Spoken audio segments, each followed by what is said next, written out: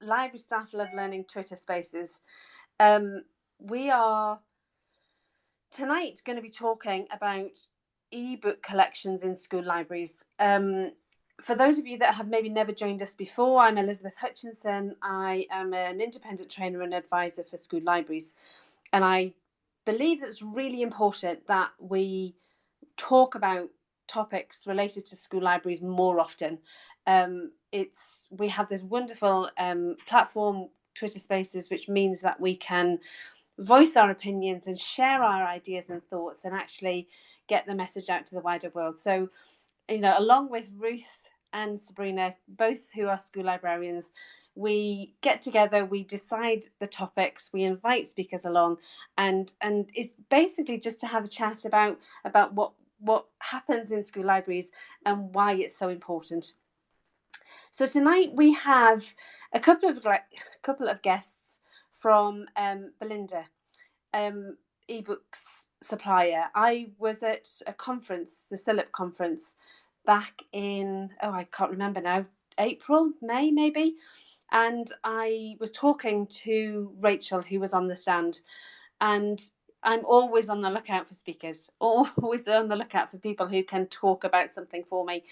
And we decided that maybe we should have a chat about ebooks. So, as with all the best laid plans, unfortunately, Rachel is on holiday, so she can't join us tonight. So she's roped in Hayley and Alison, who hopefully will talk to us about the importance of ebook collections and how has COVID. One of the things that I was really interested about was the fact that prior to COVID, ebook collections were very difficult to get into school libraries. For me personally, and I must admit, I'm talking not as an expert here. We had an ebook collection that we bought into for the Schools Library Service in Guernsey, and one of the big deals was the fact that it was really difficult to get the books to the children. During COVID, though, obviously everything went online, didn't it? And we then ebooks became more prominent.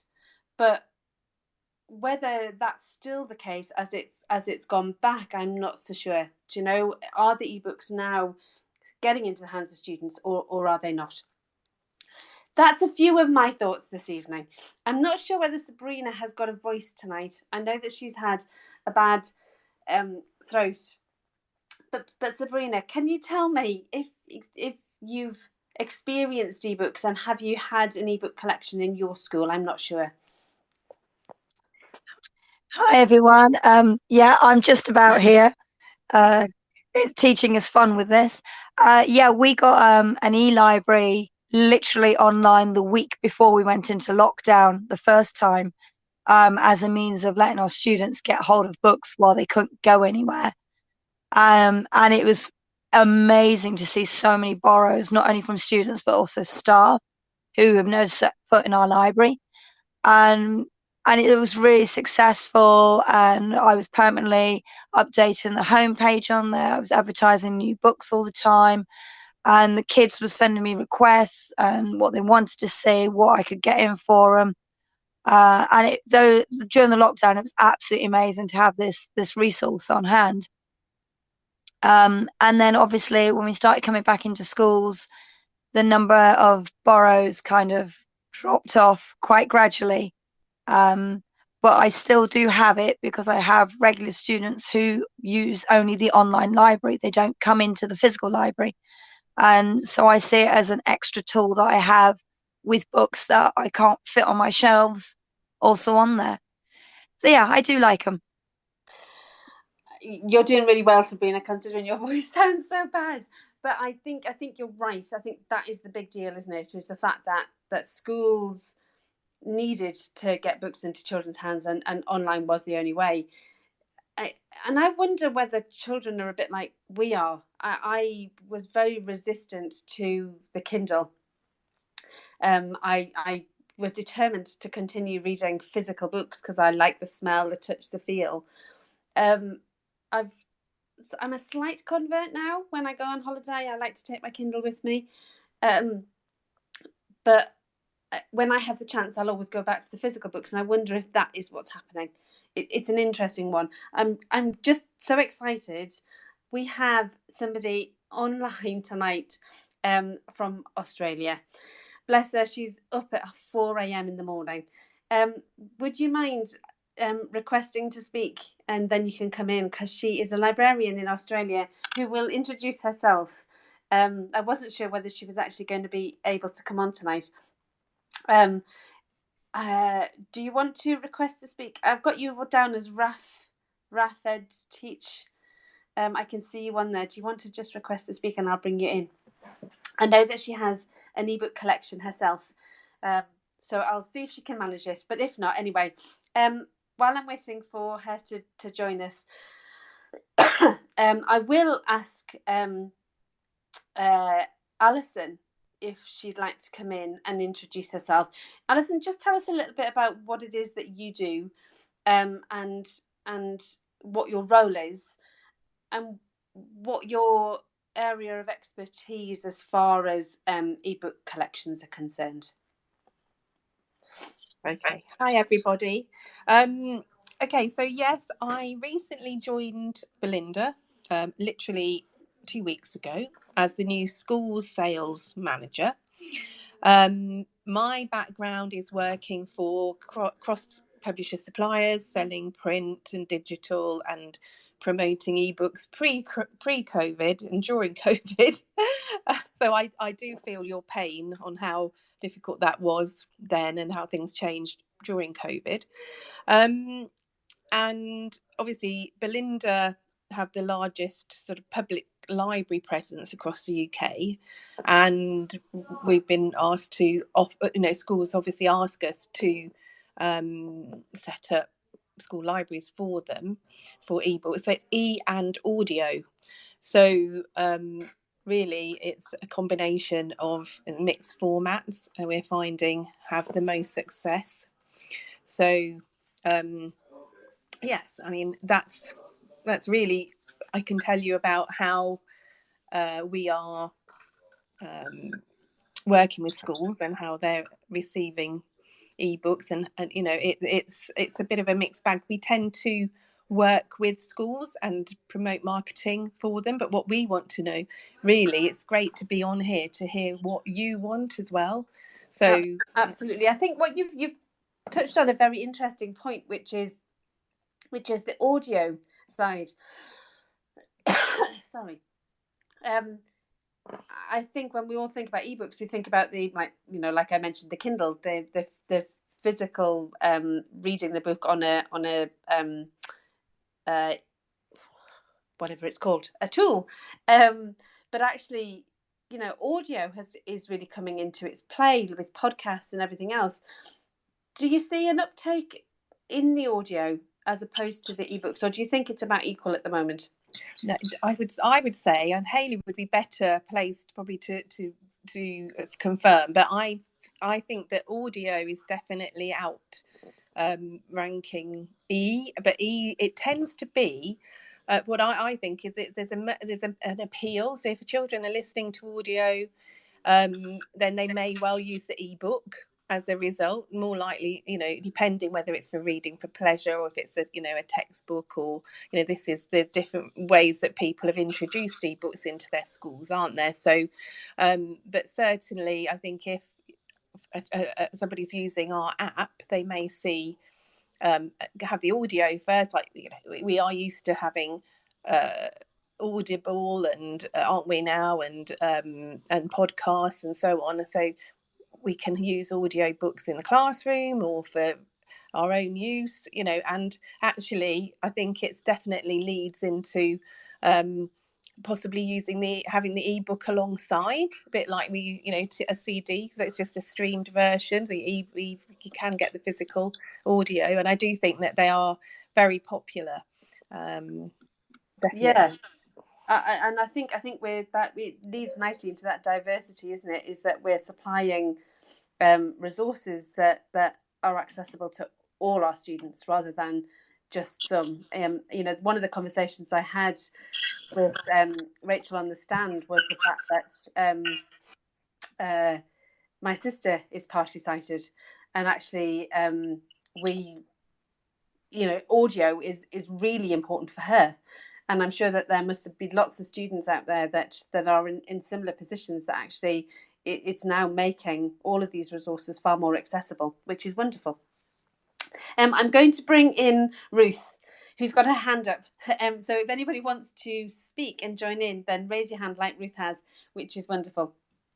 Come on in, Ruth. Tell us a little bit. Hi. So,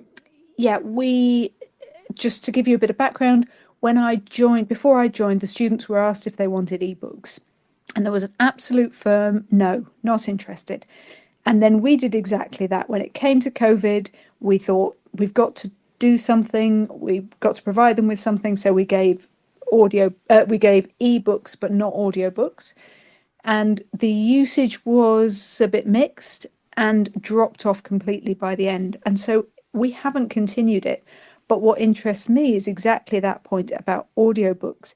And I'm thinking particularly almost as a special educational needs device, really. We have a lot of students with various special educational needs.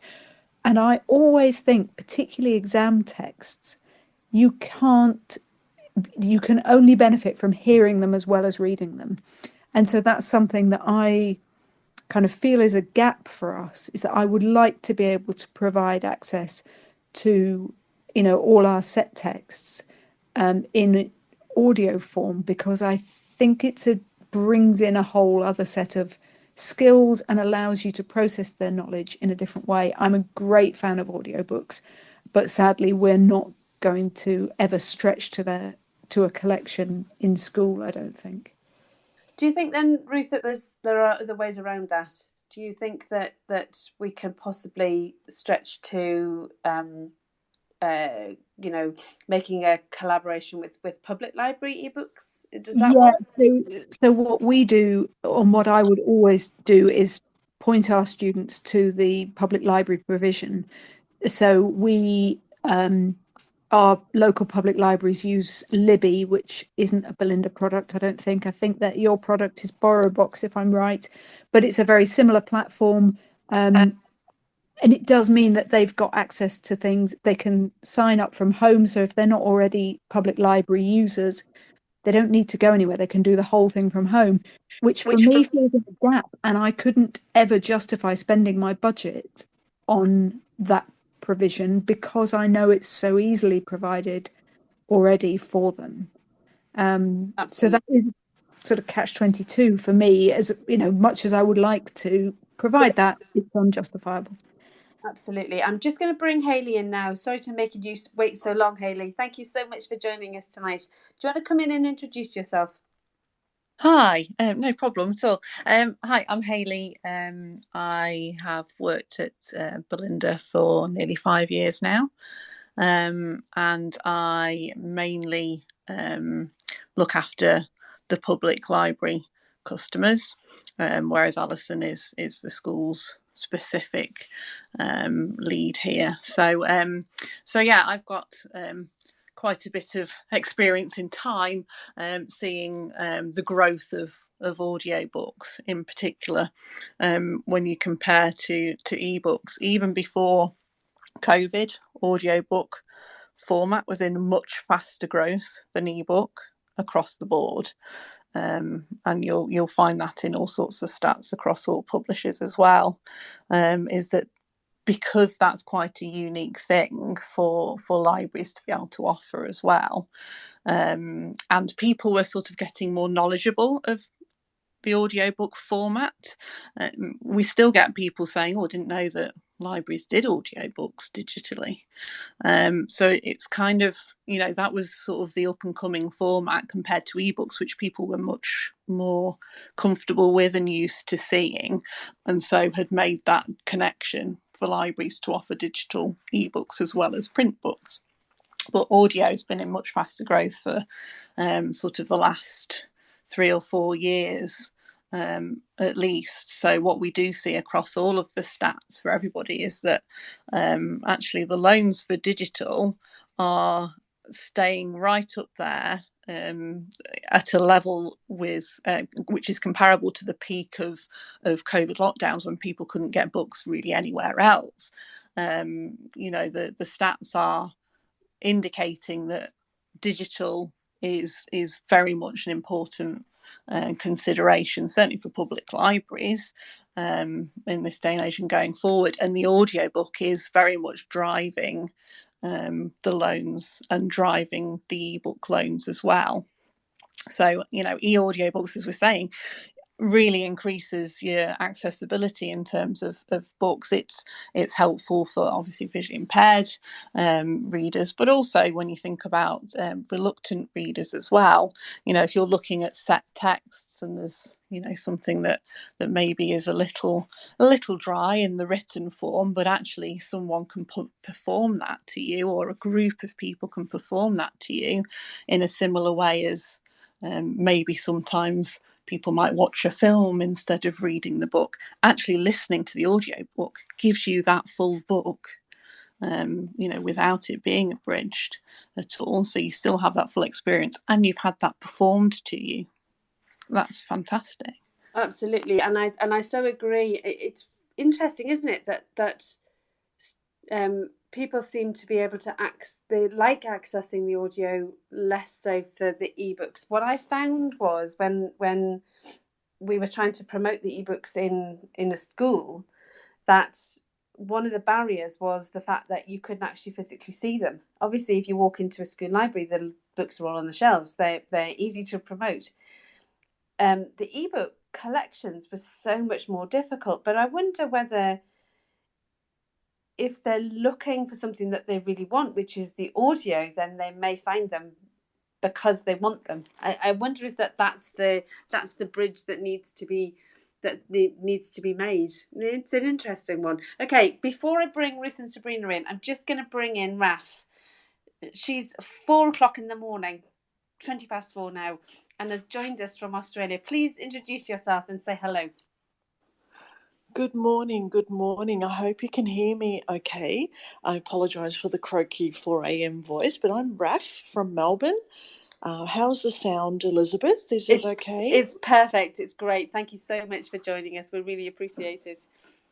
Oh, you're very welcome. This is I'm a primary teacher librarian from Melbourne, Australia. Recently qualified as a teacher librarian, completing my master's. So that was an incredible journey to achieve that.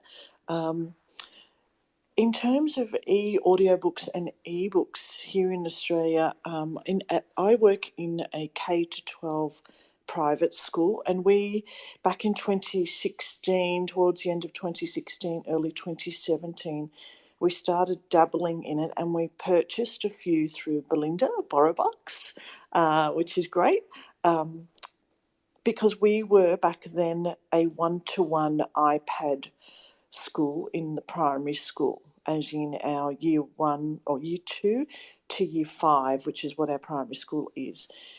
And we felt that having the accessibility of e-book platform of BorrowBox, for example, Belinda, was wonderful, because I did that as part of my teaching in my lessons, that I stepped the students through how to set it up. I modelled it, and then I introduced a term called twin reading. So I would have a copy of the book with me, and I would then also play it up on our interactive whiteboards, sometimes in my library lesson, just at the beginning of my lesson or towards the end. Again, as a reminder, I'm a primary teacher librarian, and we had huge uptake of the e-audio books, as my little children still loved to have the hard copy of the book in front of them, and with our EAL students, or non-English speaking or newly arrived students, to have them hear the pronunciation of words that they may not have heard yet is absolutely wonderful. And to me, that is the power of e-audio books. Interestingly, we also have some ebooks now with the Belinda platform, but the uptake isn't as great, because our students feel that the e-audio is what gravitates to them. And I also agree, I think, Ruth, if that was you who mentioned it, with our secondary students, our high school students, because we're one campus, we have the books that are on our book list for English. We also make available on the e-platform or e-audio if they have it. We are moving now to have a second platform. We've now put up, in Australia, it's called e-wheelers. I'm not sure if that's the same around the world. Because there's a consortium, so it's all new for me as well, so I'm learning about that, as in that there's a number of books. For example, we have book awards, and these were already automatically added to the consortium, so as a school we didn't have to sit there and purchase those as an extra. So I'm not sure if that's of any interest or advice, but anyway, that's me from Melbourne. That's lovely. It's really good to hear. It's interesting to hear that the uptake of e-audio is actually quite high over there. I would suggest that over here it's maybe not quite so much. Sabrina, can I bring you in? You had your hand up before. Yeah, and I'm trying to think why. I can't remember why at all, and I'm so sorry.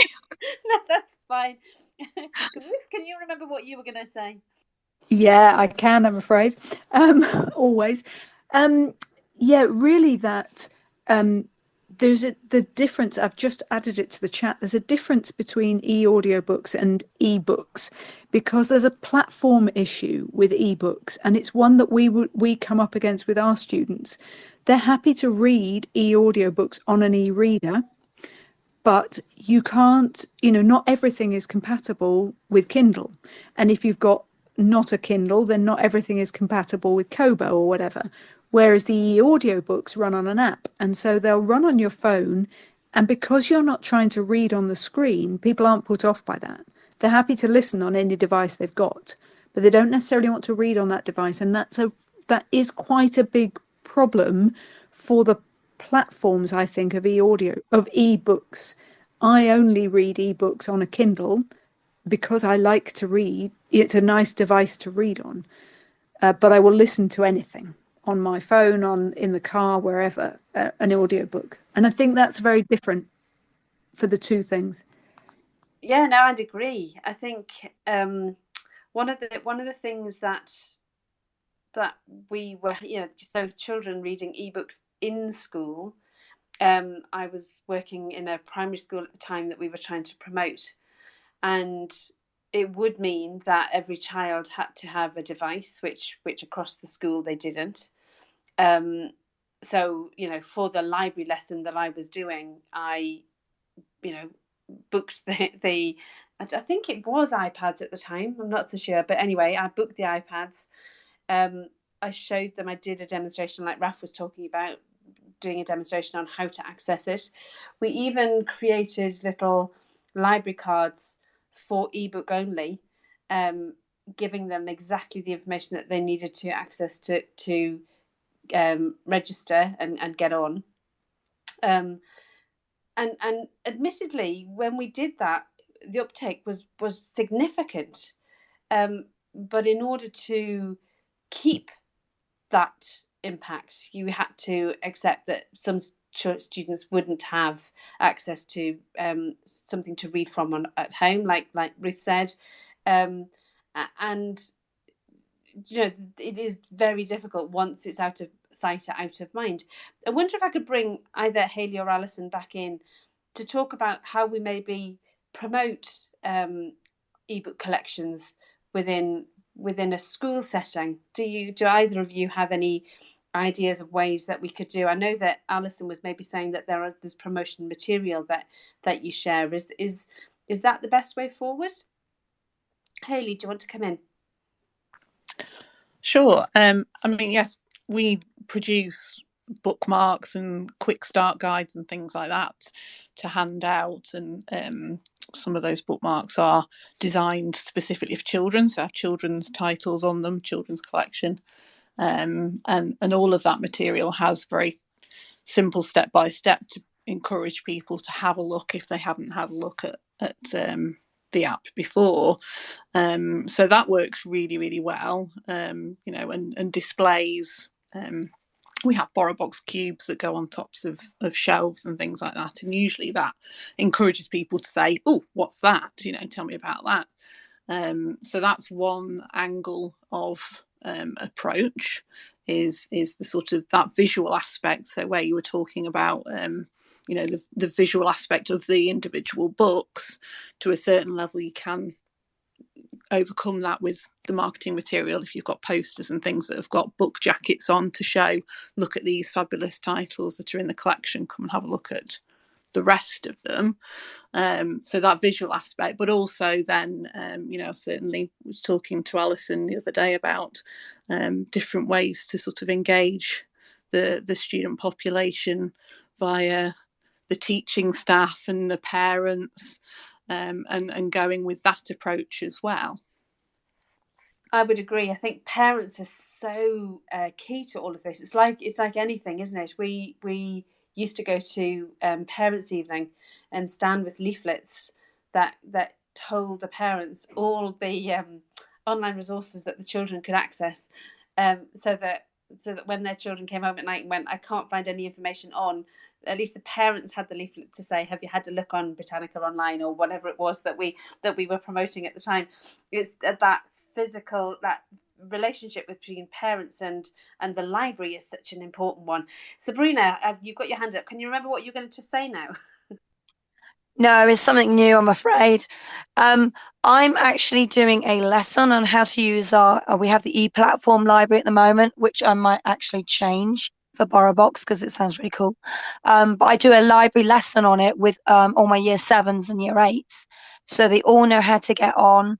They're all told their username and password, and then how to search the system, how to change the font and the background of the book that they're borrowing, for our dyslexic readers and those with eyesight issues like myself.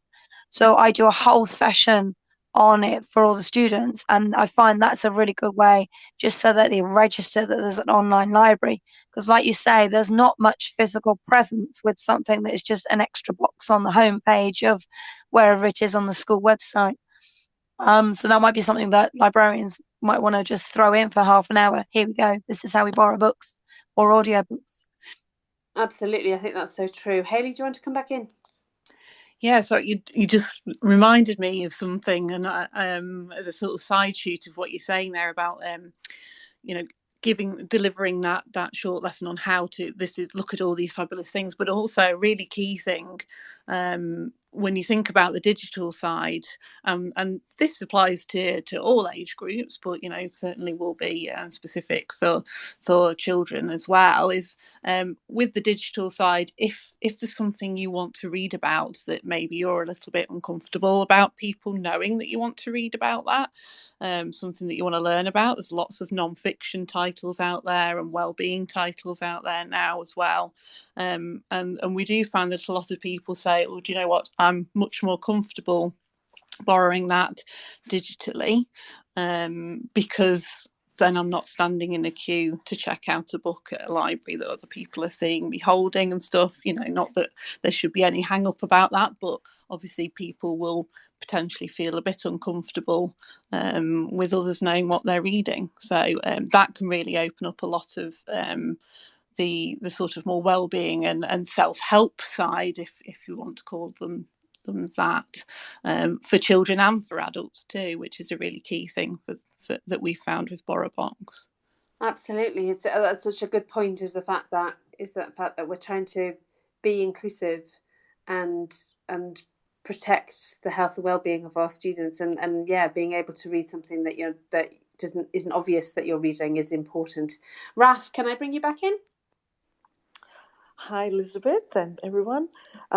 Just to add to the conversation around book promotion, ebook and e-audio promotion, we use a little strategy in our library because we're a K to 12, well, year 2 to 12 library in the one campus. We've created we bought a whole heap of these little sign boxes that stand up from IKEA, and we designed it to say, also available on BorrowBox. So, and we place them near or above, if there's room, physically near the physical copy of the book.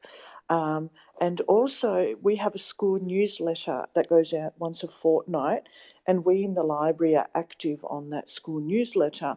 And part of that is to promote what's new in our ebook collection and e-audio collection as well. And we find that we have teachers as well on staff, because really, if the teachers are aware of what you have in that collection, because you're right, if they physically can't see it or pick it up, and they won't know. So having a visual presence in your school newsletter is a wonderful idea. And also the same thing you mentioned, Elizabeth, I do attend parent information nights, or we call them literacy evenings here, and I'm actively with our literacy coordinator reminding them to say, if especially for teachers who haven't physically read the book and want to discuss it with their class, if it's a suitable text, I say, grab it, it's on BorrowBox, just download it, listen to it, go for a walk, put it on, just to encourage them, because we know teachers are so busy and staff, but we still want to get these ebooks into their hands. So there are a few little strategies, and I'm constantly promoting them as well as part of my role, because I think that our advocacy of them is huge. So it's just little points from me. Thank you. Absolutely, and I think that is an important point, is the fact that we promote and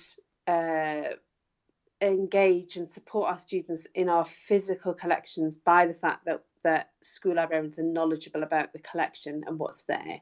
And that has to be the same thing, I suppose, with the e-audio collections, the fact that you need to be equally as enthusiastic about the fact that they're there.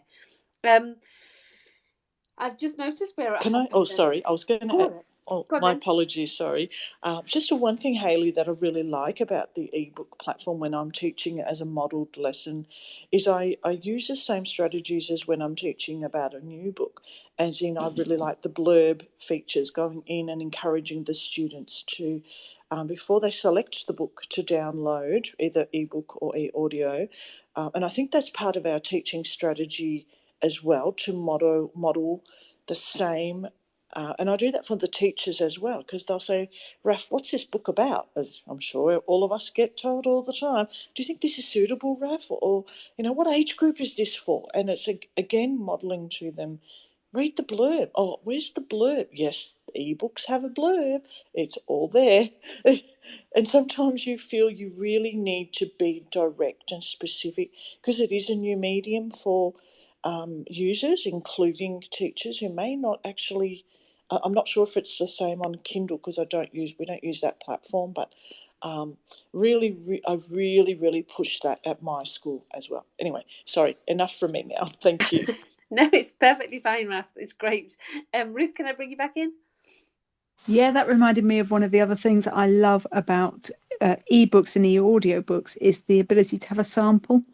And it's brilliant for students because it's more than the blurb, and it's not the publisher trying to sell it.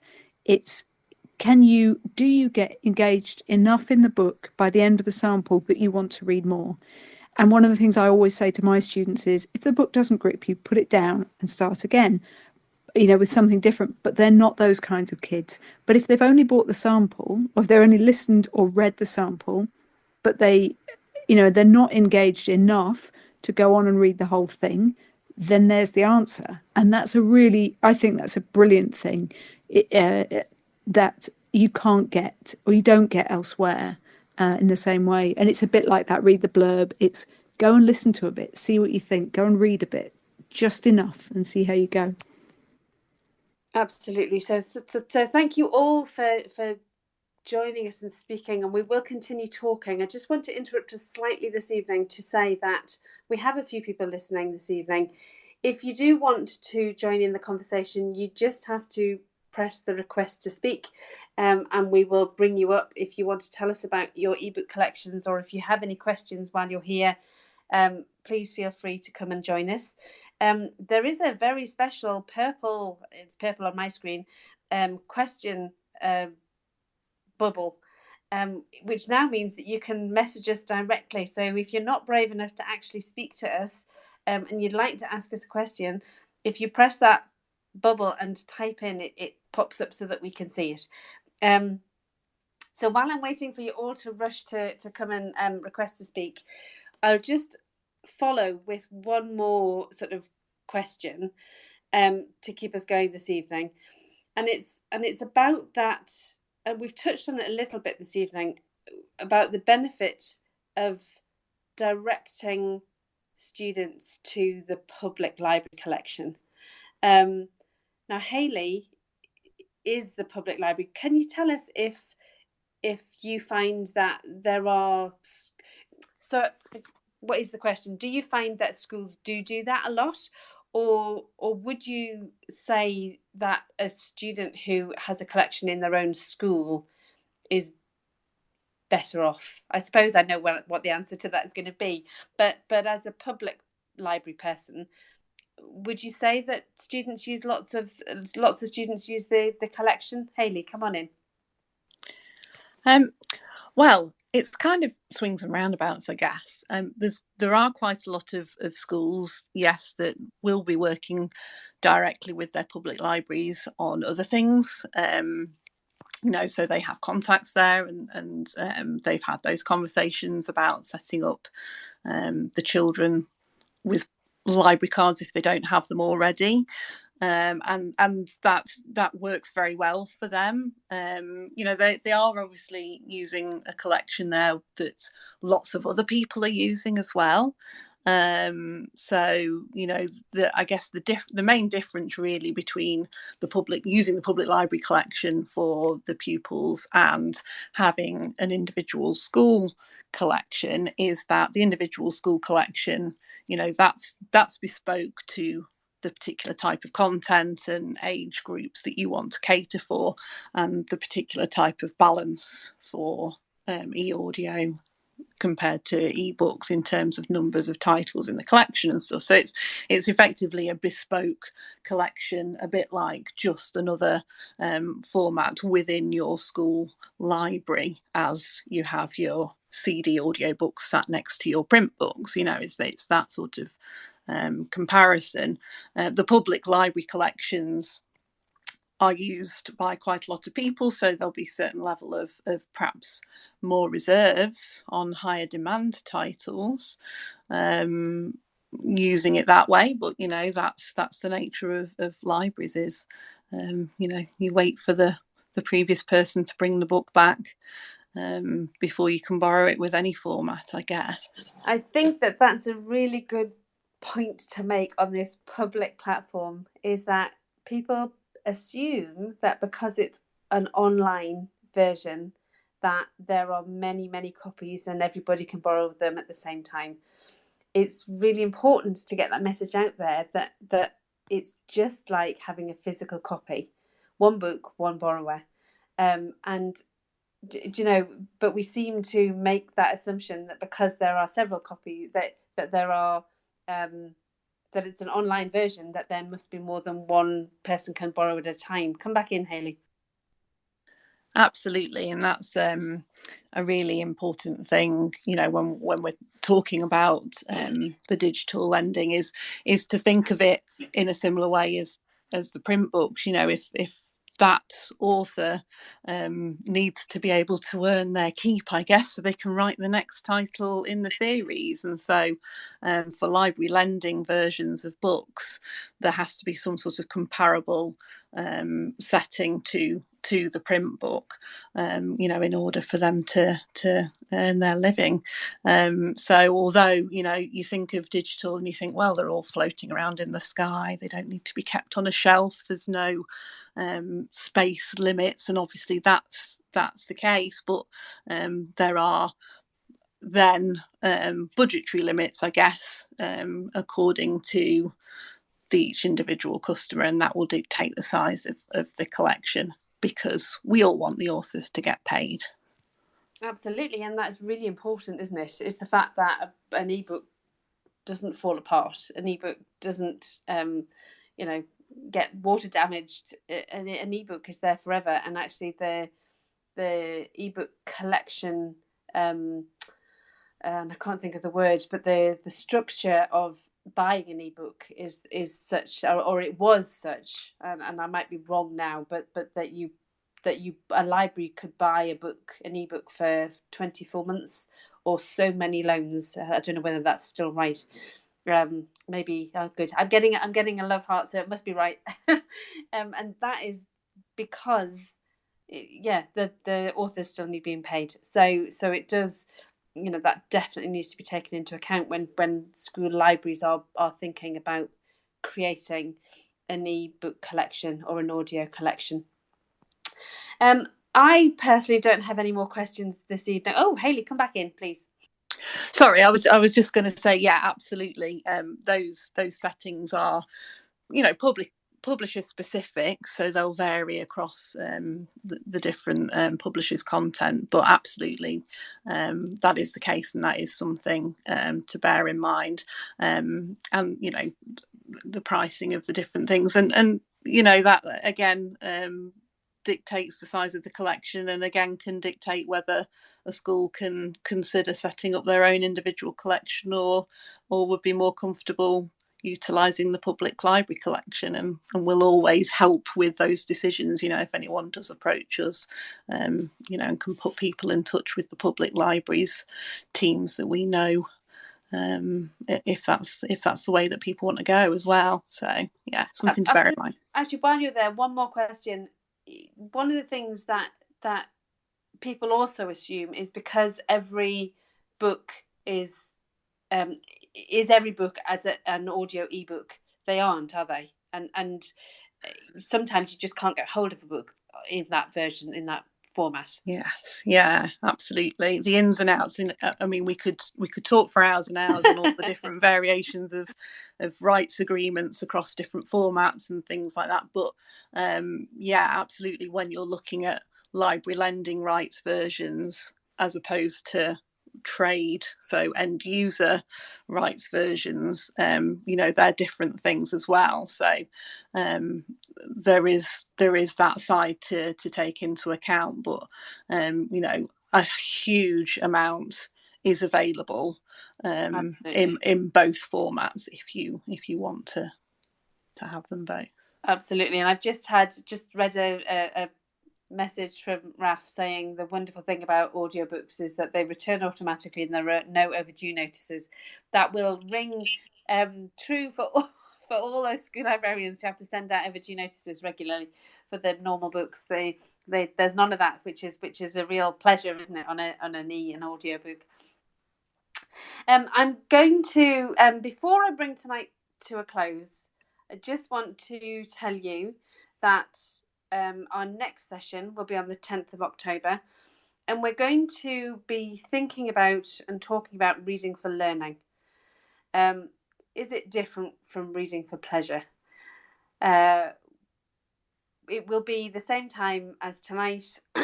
We will hopefully have some guests, but if you want to join us then, please set yourselves a reminder. So on the 10th of October, reading for learning, is it different from reading for pleasure? I want to thank you all for joining us this evening. I'm just going to ask if Alison or Hayley want to say one final thing about ebooks before we finish. So let's start with Alison. Thank you very much for joining us tonight and giving us your time. Do you have any finishing remarks for us? Yeah, well, you're very welcome. I'm very grateful that Hayley was here with all her wealth of knowledge. I think she's been incredible. Yes, I would just say always think about the accessibility of audio, particularly, and the wonderful narrators that are used to engage with the children and older readers. So right across all education. So when children are reading also classics for set text and so on, that it really helps them to engage with the book. So it's such a wonderful medium for them, and I think something that really needs embracing. I can't. I'm a convert myself, and I just think it's a wonderful way of getting children engaged. And even children or young people that are going off to university and have to have a big long reading list, they can read the classics, they can hear them, and prepare to go off to university with an audiobook. And equally, say, accessibility for children who maybe don't have anyone that reads to them, but they're just so wonderful. So yes, embrace audio is what I would say, and which comes as a result. That's perfect. I must admit, I'm like I was saying earlier, I'm a bit of a convert, and I'm finding that I'm actually now able to read the classics, which I struggled with before because the print is so small. But on a Kindle or whatever, you can have it whatever size you want.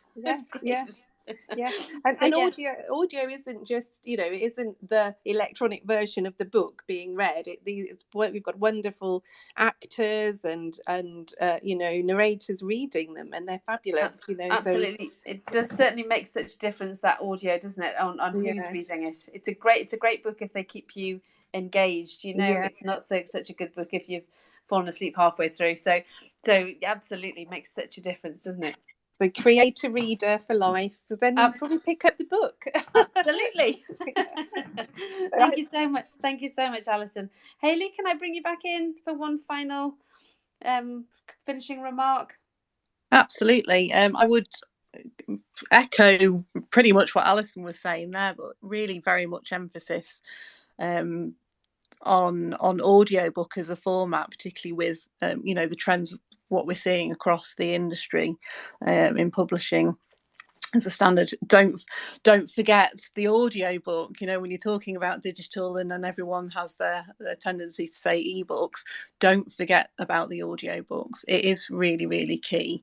And very much works for me, and works for a lot of other people. Bedtime story. If your eyes are too tired at the end of the day to pick up your book and you love reading, why not have Stephen Fry or Miriam Margolyes read that book to you, and save your eyes? So I can imagine that quite a lot of you will have borrow box in your public library wherever you are. So if you haven't picked it up, I'd urge you to have a go, and just pick up an audiobook and give it a try. It'll open up many worlds. Absolutely. Do you know, I find I love having these spaces chats because I always learn something new. And when I started this conversation this evening, I certainly was planning and prepared to talk about ebooks. Audiobooks wasn't even on my radar. And you're so right. Audio is so important, and it's wonderful to hear that it's making such an impact on people. Hugely important. Certainly listening to a book is definitely reading in my book. Absolutely. As they say, So thank you so much for joining me, Hayley. Raf, thank you so much for getting up so early. I think you're on holiday this week, are you?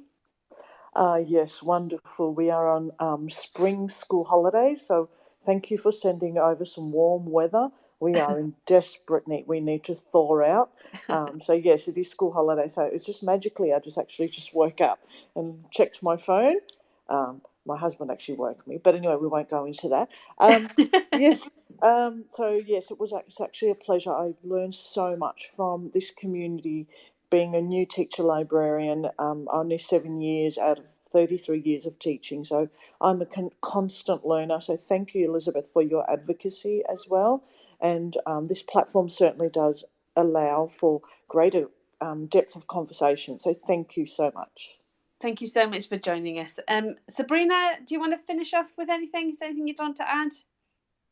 I've just loaded up BorrowBox on my iPad to start listening to audiobooks at work. Does that help? Fantastic. That's a really good outcome. And Ruth, do you want to finish us off? No, I'm really pleased the conversation got round to audiobooks, because that's my passion, and something I've advocated for long and hard, and I thought we were definitely steering away from it. So I'm really pleased that we've got round there. So fantastic this evening. Thank you. So thank you again for everybody for joining us and sticking with us. do come back and join us in a couple of weeks' time, where we will be talking about reading for learning. I'm Elizabeth Hutchinson. I am a trainer and advisor for school libraries. If you want to know more about what I do, please head over to my website, which is elizabethahutchinson.com. Thank you so much for joining us tonight, and we will see you on the 10th of October. Good night.